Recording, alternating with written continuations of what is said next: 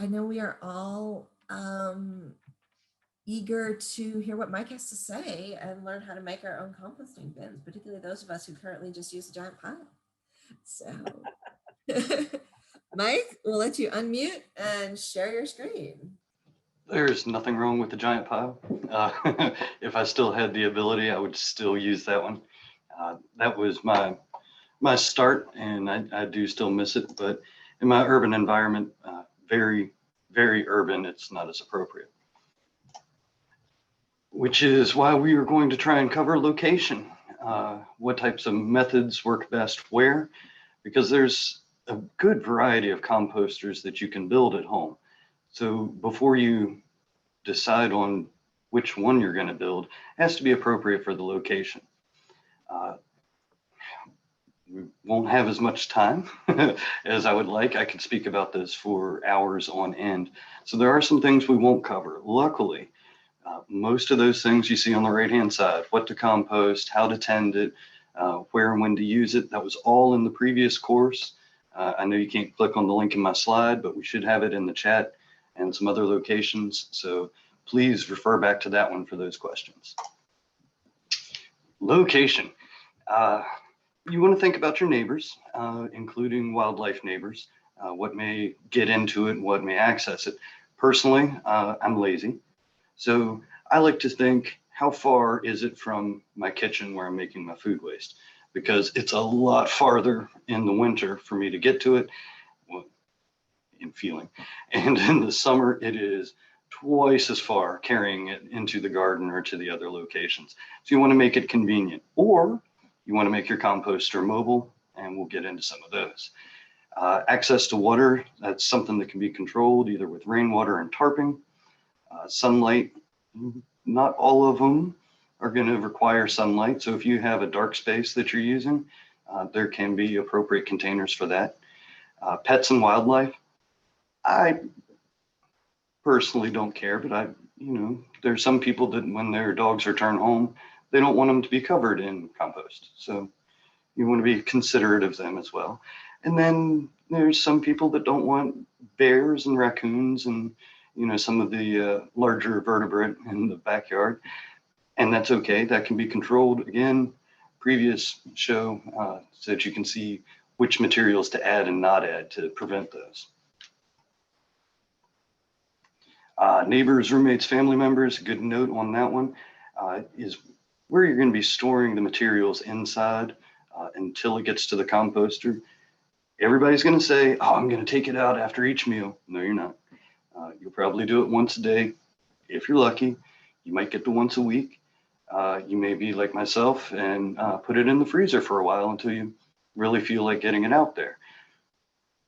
Family members need to know what's going on. My children were very, very disappointed to open that gallon of ice cream to find banana peels and other food waste. So you really do have to talk to them.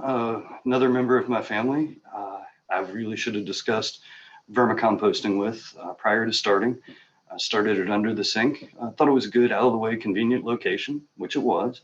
Scrape everything off while you're washing the dishes. Perfect. We also kept some cleaners and supplies under there. So the first time my wife was like, oh, what's this Rubbermaid tote? And opened it up to see these, teeny tiny, larvae. Some might say maggots, not technically maggots, but it kind of look like it. It can be off-putting, so you talk to your friends and family about it so they know what's going on. Cost. I like to think that I'm thrifty. My wife would say that I'm cheap. Everything has a cost. It's whether you're going to invest time, effort, or finances. It's personal choice. You have to decide what you have to spare.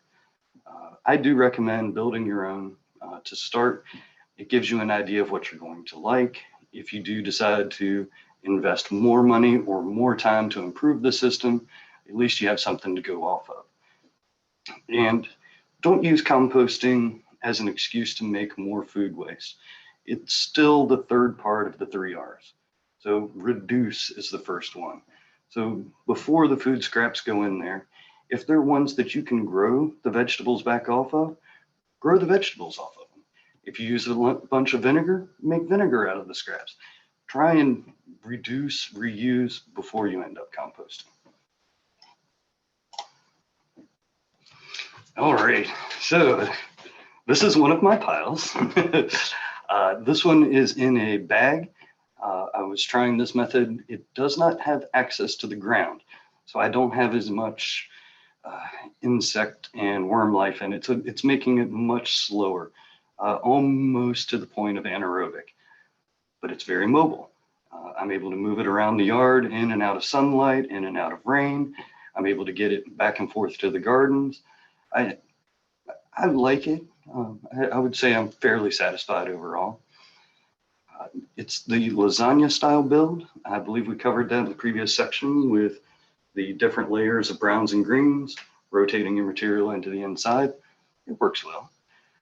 You can also do this same style on a pallet. The big helper here is this.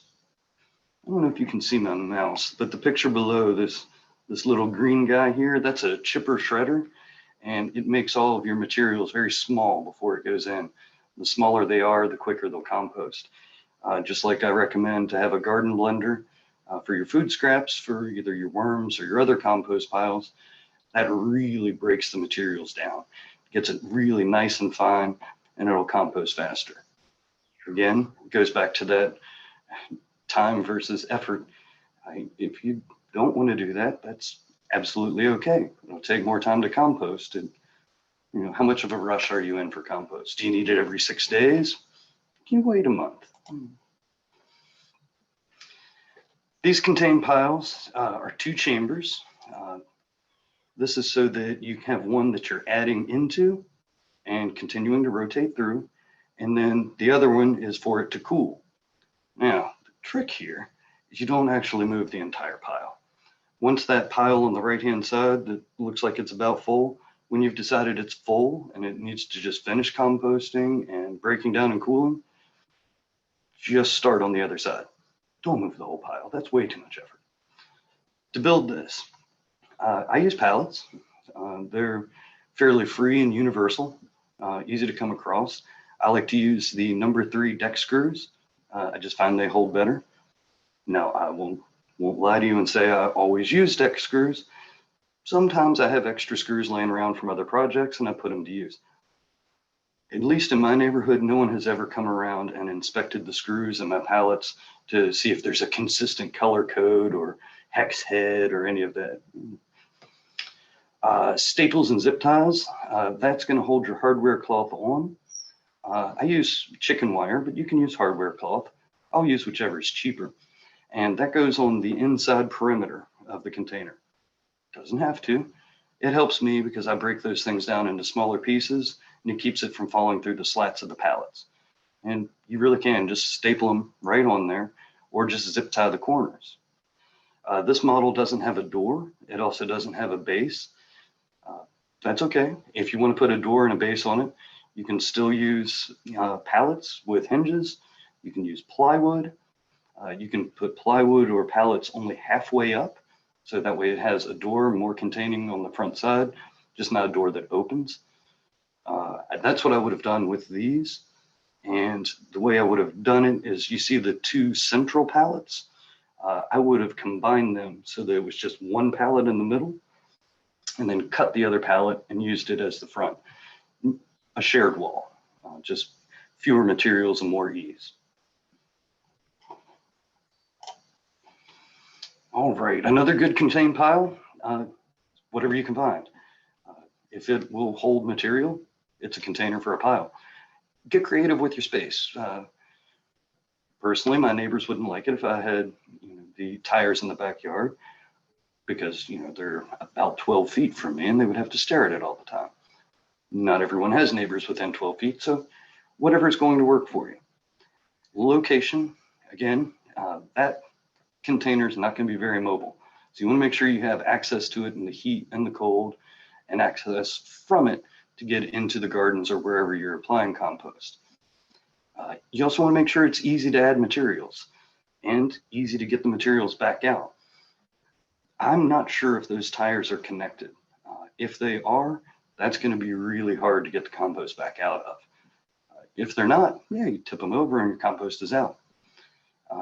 This one, I would say, is going to be difficult to turn. To get a pitchfork down into the bottom of that and pull the material all the way up to the top. But maybe you just want to use it as an anaerobic pile and not have to do the turning. That's okay as well. Speaking of anaerobic, this is another one of mine. I don't have a lot to say about it. I honestly don't like it that much. It's not that there's anything wrong with it. It does the same thing as a pile that's uncontained. So being the time thrifty person or lazy person that I am, I feel like I put a good 20 minutes into building that does the same thing as a pile. The only difference I've noticed is there used to be a pile at that very location, which is right beside where my wife parks. And every day I had a complaint about the compost pile. The compost pile is right where I park. Since the pallets are containing it, I haven't had those complaints. So I guess there is some benefit to it. If you look closely in the picture, you can see in between the slats of the pallets, that's chicken wire holding it together. It looks like there's nails holding it together. Those are actually the nails holding the pallet together. That is how that came. There's just deck screws holding the post together. There are staples on the center beam holding the chicken wire to it, and there's zip ties holding the corners of the chicken wire together. That was it, 20, 25 minutes. This one doesn't have a base. I thought about putting a pallet base on it. Like I say, the pile was already there. I would have had to lift the whole thing up and put a pallet underneath. You can't tell if there's a pallet under there or not. My wife can't tell, so don't tell her. There is a pallet underneath, right? So if she asks, there is a pallet underneath, fully contained. But no, there's no pallet underneath. It seemed like extra effort. I like to keep things as simple as I can. The one thing I do want to point out is the little tool that's there. I really like it. It was, I believe, a Lowe's, Hobby Lobby type of hardware store purchase. It has little flaps on the bottom that when you push it into the compost, they stay. And when you pull it out, they open up like a fish hook. So instead of rotating the pile, you just poke it a couple of times. And that ease, I do like the ease. Other than that, I treat it mostly as an anaerobic pile. That one is used primarily for garden weeds. So it's meant to take much, much longer time to compost. Now this one, I used to have this one, probably about 10 years ago at a different place where I lived at a much larger backyard. It's made out of a trash can. The one in particular is about 45 gallons. I'm comfortable going up to 50, 55 gallons. I would not recommend much more than that. It gets heavy. So 35 gallon, 15 gallon, whatever you're comfortable with. It does have wheels, but all of that weight tips and pivots on that wheel. So do be careful, it can get heavy. Same system as what we were looking at with the pallets. You have your layers and you just let it go. This specific picture does have a hose system that we are not going to get into. That's going to get a little more advanced. So we just I cropped off the rest of that. There is one thing that's not in the picture that I do recommend, and that's at the very bottom. I would put a hose bib on there. You know, the little thing you turn, put your hose on, you water your garden, put that in there.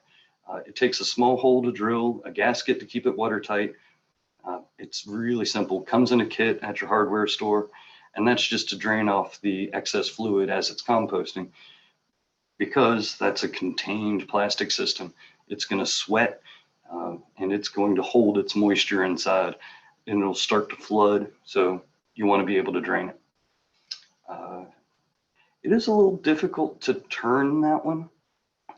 When you're at the hardware store or multi-purpose store, wherever you're buying a trash can to get this, get a whatever turning tool you use, pitchfork, shovel, and just practice before you purchase. Make sure it's going to be something to reach in. 45-gallon trash cans such as this come in sizes from about 4 feet tall to about 5 feet tall.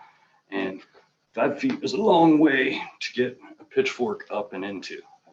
I do not recommend that. On the other hand, after all those negatives I just said about it, it is really great to wheel that immediately to the garden, right where the compost is going in, and just fluff it right over. Yeah, that is very convenient. This one, it's really easy build if you are handy with a drill and a metal bit. That's your only two tools for this. Metal trash can, lots of holes. You can't see it in the picture, of course, because it's not a 3D rotate, but holes in the bottom as well.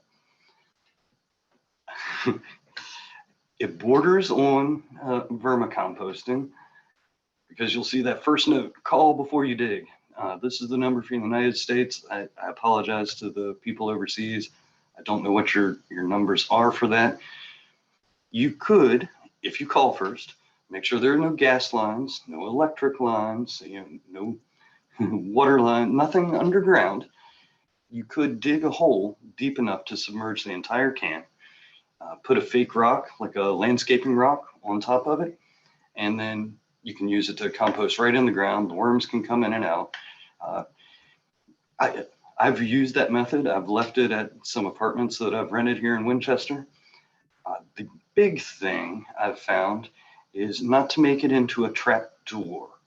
You're going to want to talk to the landlord, the neighbors, your family. Maybe not put it near a walkway, because stepping into that is a miserable experience. I do not recommend. It is difficult to remove the compost because it's lower than your feet level, but if you let it fill up, it's not too bad. I was reminded not to go too deep down this path because this is kind of a beginning level. You can, with some modifications, with some biological agents, use this as a pet composter for pet waste. It's kind of like a little doggy septic tank. If you've never managed a septic tank, this is not the way to start. Right? So that's probably the best advice I could give for that. So these are some of the best ones I've built. As you can see, pretty professional job. No, I didn't build it. Free cycle, Valley Trader, yard sales. Talk to the old gardeners in your neighborhood, your friends. Find people that are already composting. Somebody's getting rid of a composter. Both of those I've received for free. They didn't want to compost anymore. They didn't have the time. They wanted to enjoy retirement. Hey, I'm not asking questions. It's free. The one on the right-hand side, you'll notice a gap in that green border. I had to put 2 screws in that fully functional $300 composter. 2 screws, absolutely. The one on the bottom, that was pretty neat. That one has 2 chambers. And I like the 2 chambers, similar to the static pile, the anaerobic pile, where you have one that's cooling, one that you're adding into, except in the tumbling fashion. I wish I had been smart enough to think of that and patent that. That one was missing a stand, and I believe I used 2x4. No, I used an old bike rack to stand it up on so it could spin again. So that one didn't cost anything to repair and use. So again, the 3 R's: reduce, reuse, recycle, put repair and refurbish in there. If these things are just rusting and not being used in somebody's backyard, fix them, use them, save yourself the money. $300 composter on the right-hand side. If it turns out I don't like that composter for whatever reason, I'm out 2 screws and I can give it away to somebody else. So just food for thought there.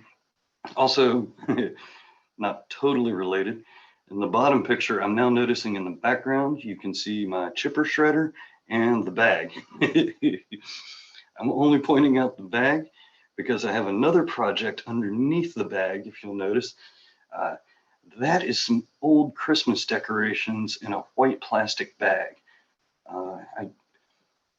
Project is not going as well as I thought, considering it's May, and it still looks pretty green. That looks less like composting and more like preservation. So we won't be talking about a plastic bag method. All right, tumblers.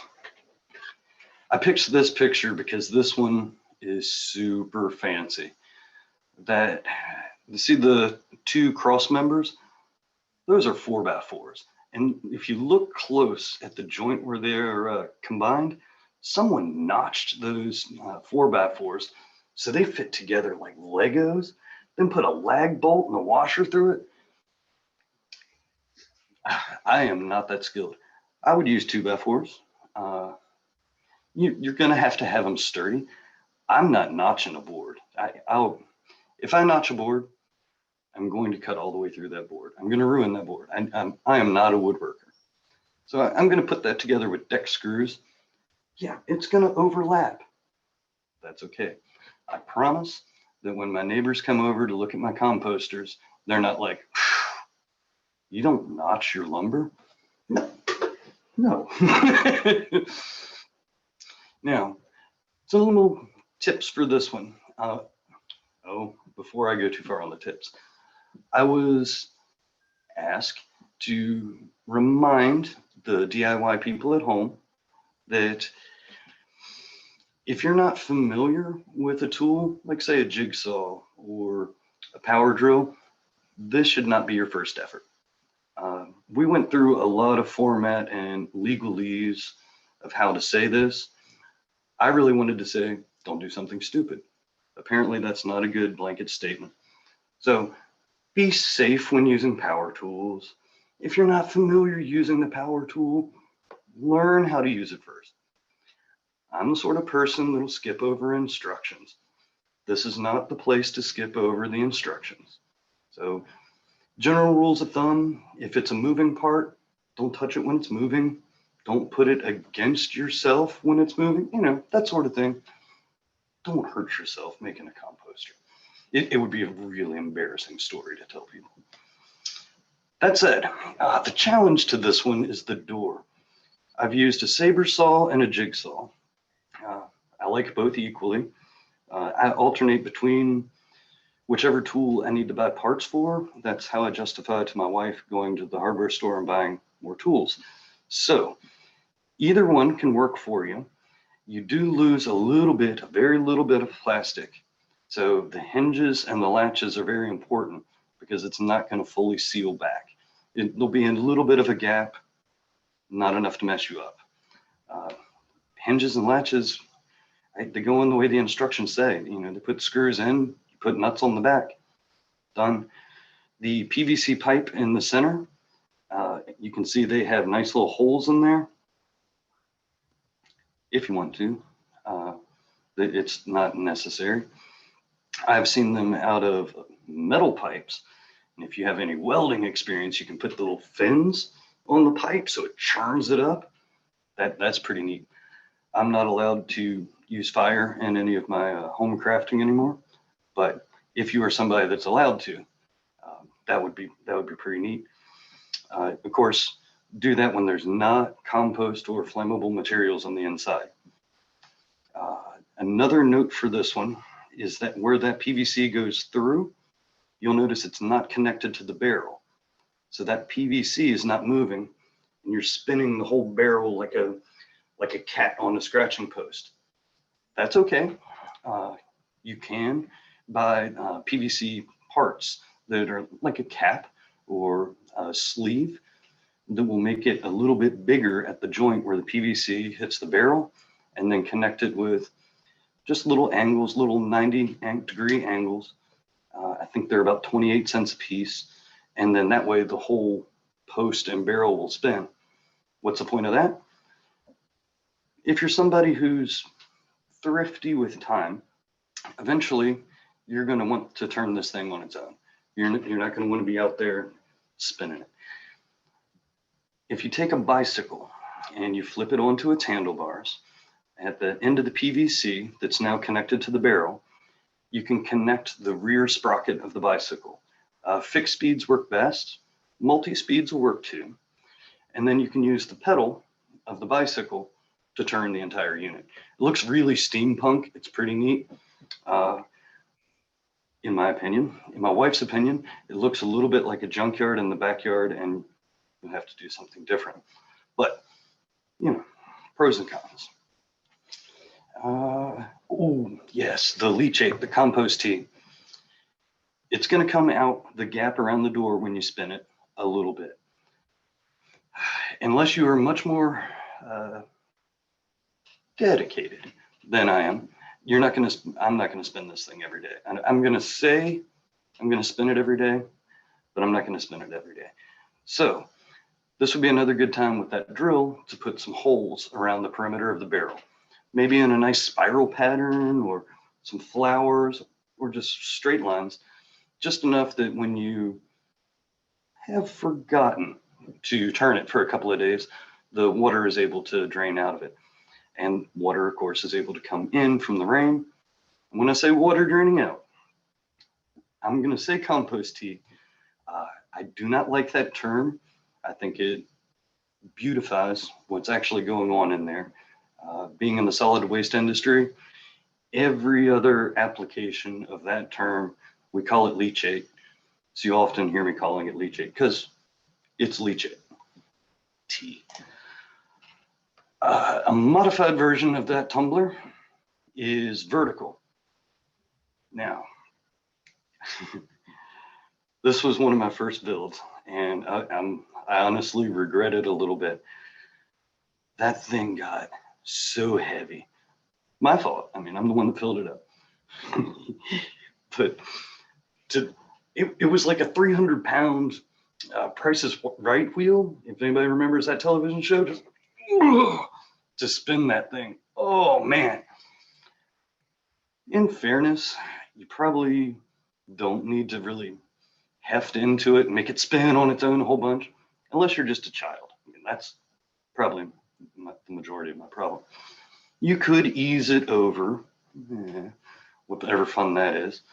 I wouldn't build another one like that because I didn't have as much fun with it. That's not to say you shouldn't. If you have a space that fits this vertical style instead of the horizontal style, build the vertical style. You can see the holes in this one for the leachate. You see the cross member going through. It's wood this time instead of PVC. I've also seen them out of galvanized pipe. Whatever you have around, whatever is going to be the cheapest material for you. Right now, you can probably use platinum or gold instead of lumber because, my goodness, the price of lumber. The building note on this one, I really wish I could point at the screen. At the very bottom of the picture of the stand, there's two legs. They're the support beams. Big note here. They need to be longer than the length of the barrel when it turns. If they're shorter, when the weight of the barrel is over the end of the support, the whole contraption flips over. So you want to make sure it's longer than it is wide. Does that make sense? How about this? If your average barrel is 36 inches tall, then your supports for this should be 46 inches long. That gives you 5 inches on either side. Math? All right. Heavy to turn. Oh, man, I covered all those points. I wasn't even looking. Okay. I need to find the right words for this. This is a passion of mine. This is really fun. I think of them as pets. It's not for everybody. In this picture, you have a series of little totes. The lids and the bases have very small holes drilled into them. This allows, as the worms fill up the bottom with their castings and food materials for them to go up into the next container. When they're in the next container and they start to make some leachate as well, it all goes into the bottom container. And you don't continue stacking for the rest of your life, but you remove that full bottom container to use the castings and the leachate that's in there, and then put it empty on top and continue your rotation. That's arguably one of the easiest builds, but 3 totes that size are not going to fit under the kitchen sink. My first one was under the kitchen sink, and I did a very similar thing. I took the lid off of the bottom container, I put a brick in the base of the bottom container, and then I put the other vermicomposter on top. No holes. That way, the worms ate and lived and had their habitat in that upper container.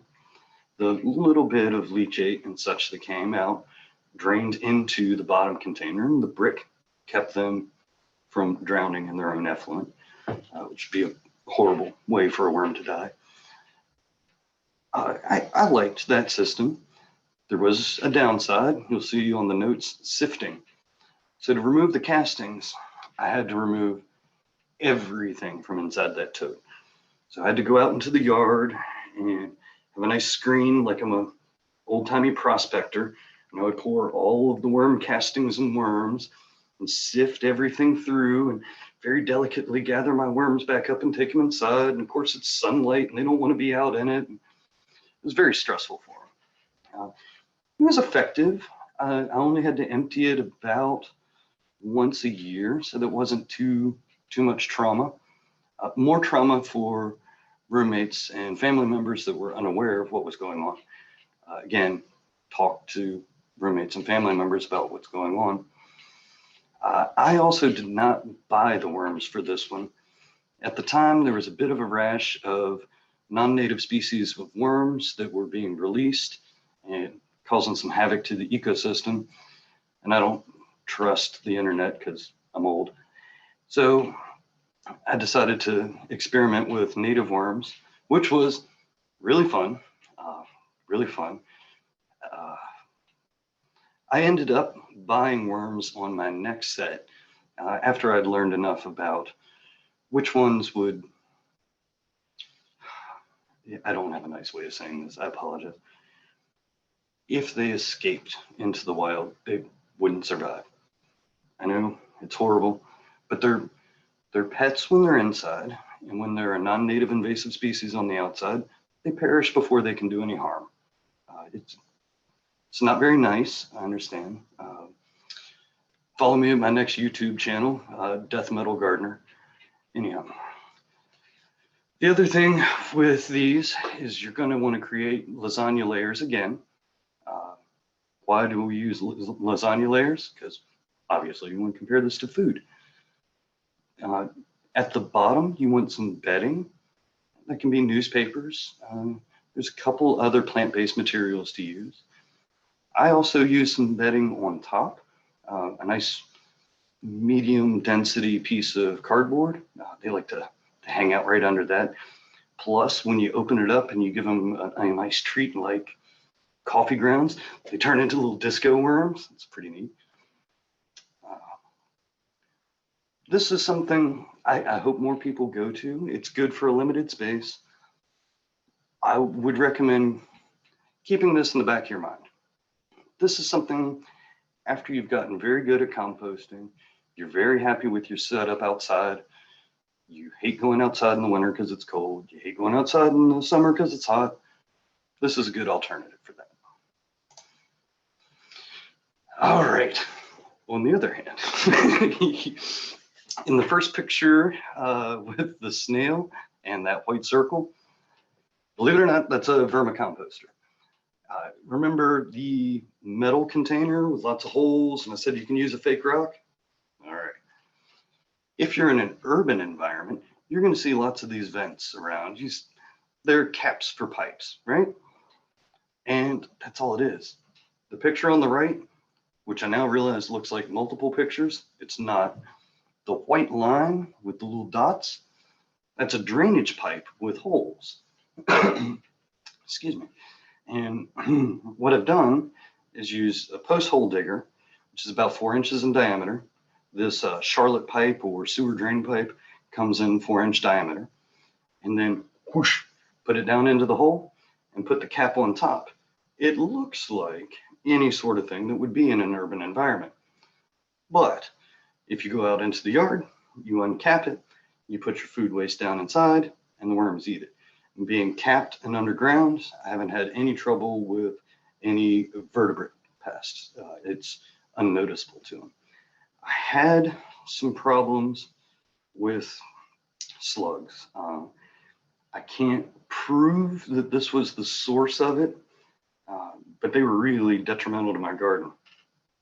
A good remedy for that is a bowl of beer. It's like a peace offering, you know, have the beer, you know, not my plants. Not a great peace offering because, you know, they drown in it and die, but they're not in the garden, so it's okay. Again, death metal gardener. Again, call before you dig. I really, really can't stress that enough. If you've done any major digging in the backyard and hit something you shouldn't have, let's say a gas line, man, that, like, trying to explain I was digging a home for worms to the fire department is just not well received. It call first. It's really worth it. It doesn't matter if it's your yard or near an easement or just call first. Oh, I like this note. Depth determines capacity. That's great. I like using those big words. What that means is you're only going to be able to dig so deep before you're tired. That's the appropriate depth for this material. You can put it right in the garden. You can put it right out your back door. You can put it in a flower bed, wherever you'd like. One note, again, leachate.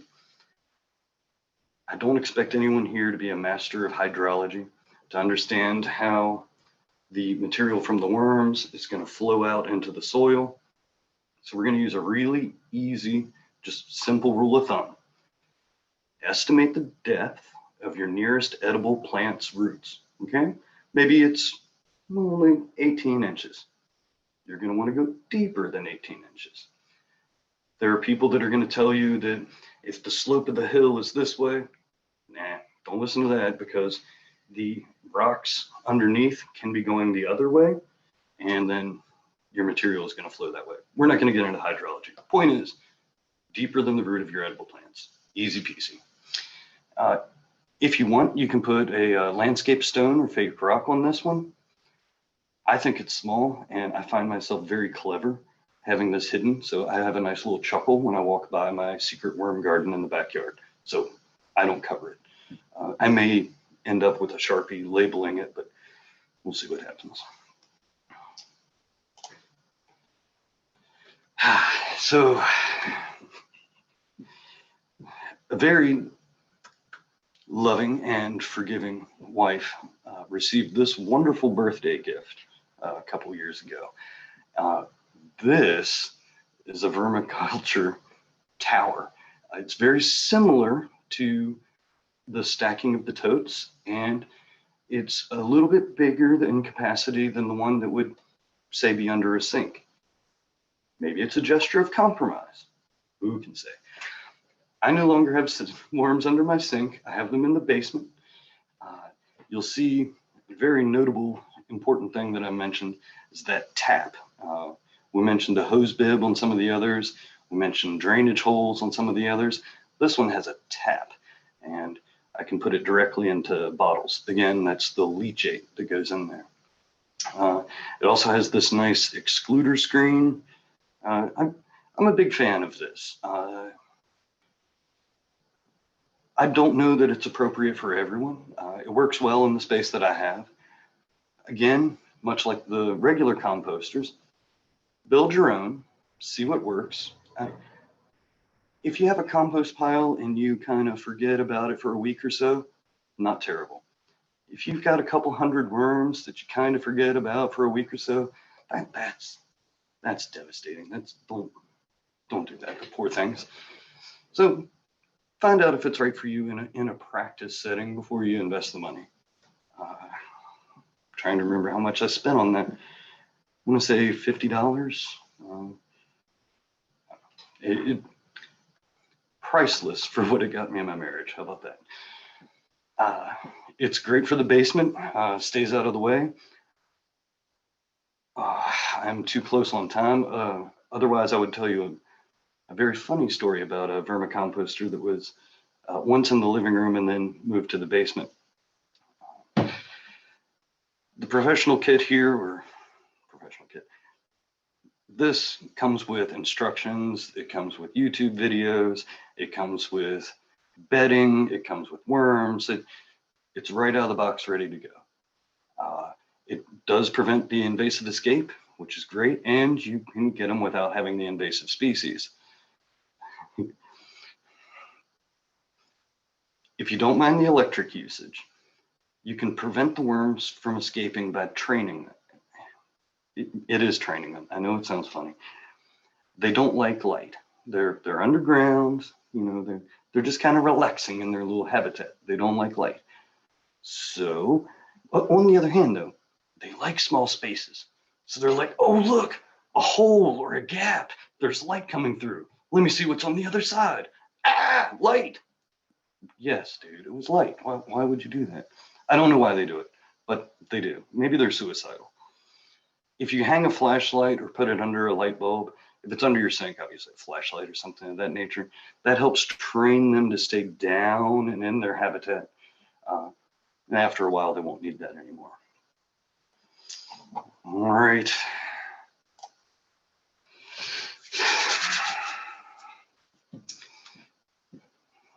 Many people get into composting because of the liquid fertilizer, the compost tea, leachate. It's leachate. I'm not going to lie to you and tell you it's not beneficial. I'm not going to tell you that it's useless or any of that. It's just that compared to the compost, it's a little more dangerous. It can contain more bacteria. Being a liquid, it's easier to absorb through the skin.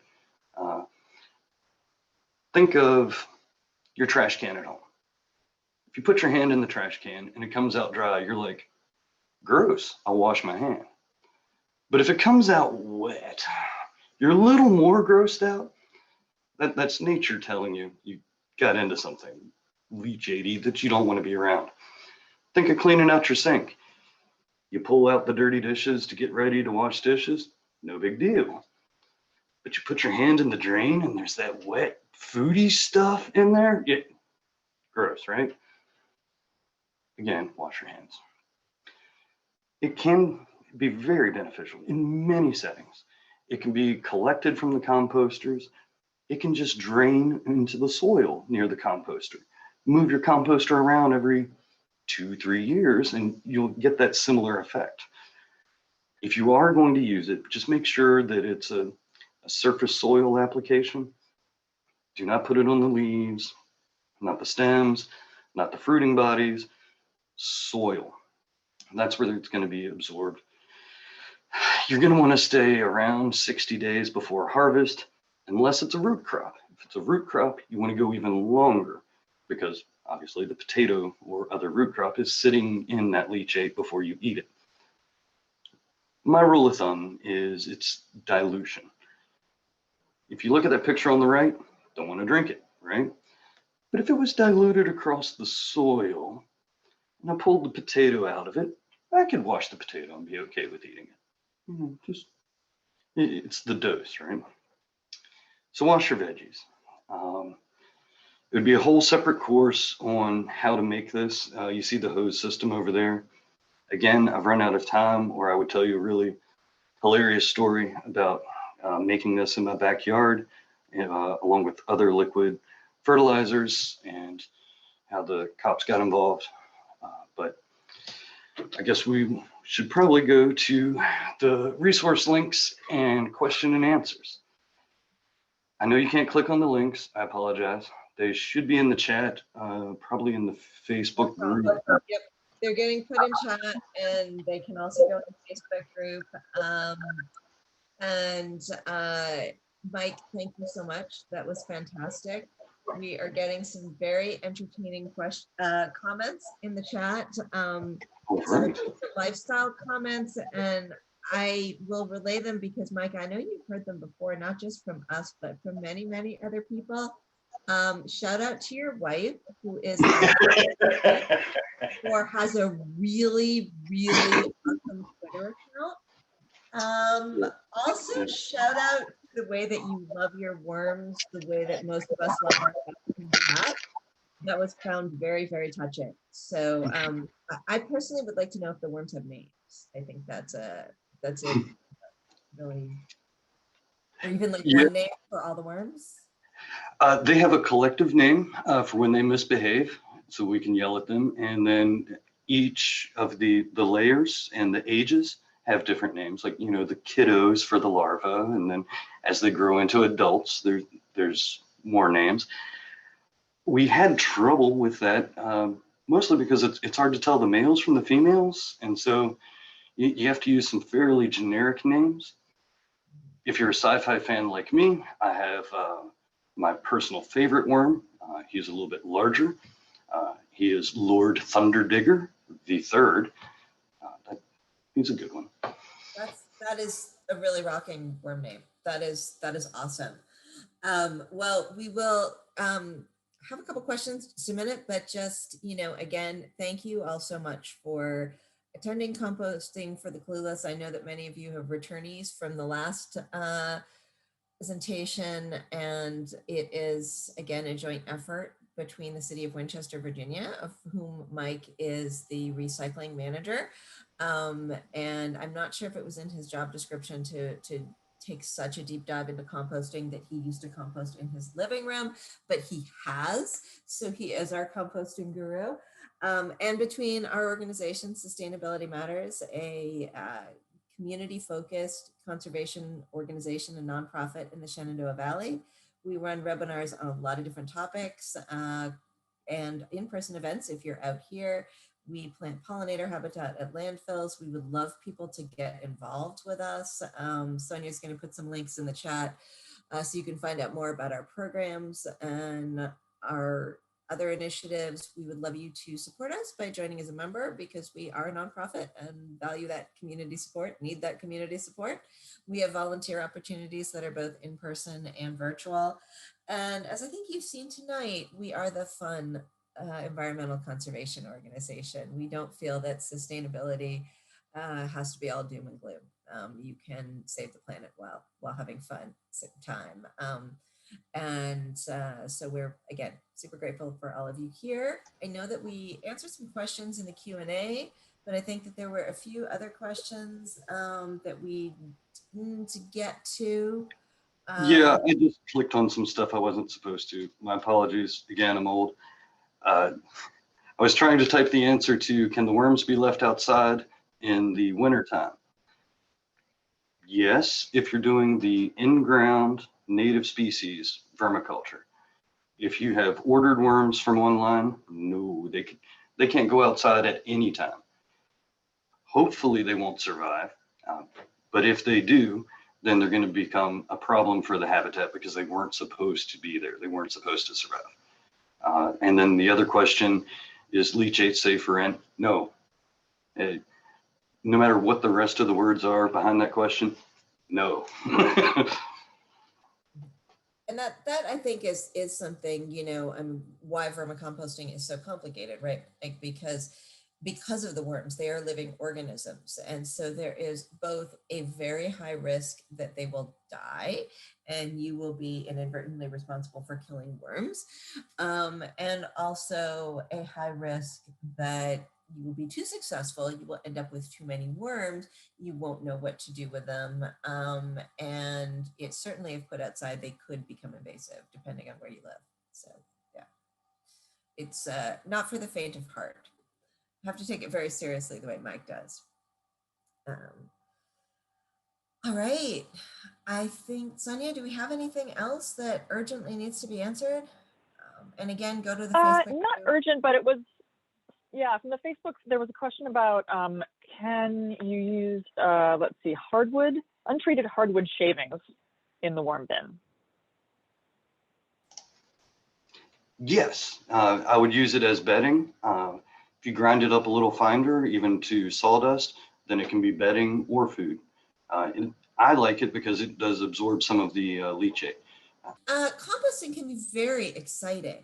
And you guys thought that this was going to be really, boring, just about, leaves decomposing and all that kind of thing. But there is so much excitement to be had in composting. And we hope that you will all investigate that and experience that, perhaps not to the extent that Mike has, but, enjoy your composting and enjoy the gardening that you use your compost in, and know that you're keeping food waste out of the landfill while you're doing it. So once again, thank you all so much. We hope we'll see you again soon, and good night or good morning for those of you in Australia. Bye.